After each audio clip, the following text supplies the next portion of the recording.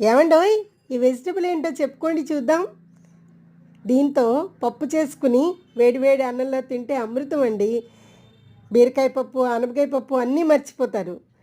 ఇదేంటో తెలుసా? మన మంతెన గారి ఫేవరెట్ లేత బూడిద గుమ్మడికాయ. దీంతో మనం అస్తమాను జ్యూస్ చేసుకోలేం కాబట్టి అప్పుడప్పుడు పప్పు కూడా వండుకుంటే చాలా బాగుంటుంది. దీన్ని శుభ్రంగా పీల్ చేసి చిన్న చిన్న ముక్కలుగా కట్ చేసుకుని కందిపప్పు కానీ పెసరపప్పు కానీ వేసుకోండి. పెసరపప్పు అయితే మనం చింతపండు వాడకూడదు.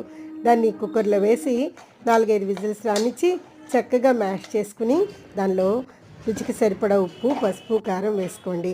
తర్వాత ఒక నిమ్మకాయ అంత చింతపండుని గుజ్జుగా తీసుకుని దానిలో వేసి కొంచెం మరగనివ్వండి. చాలా టేస్టీగా ఉంటుంది. తప్పకుండా ట్రై చేయండి. నా ఛానల్ని సబ్స్క్రైబ్ చేసుకోండి.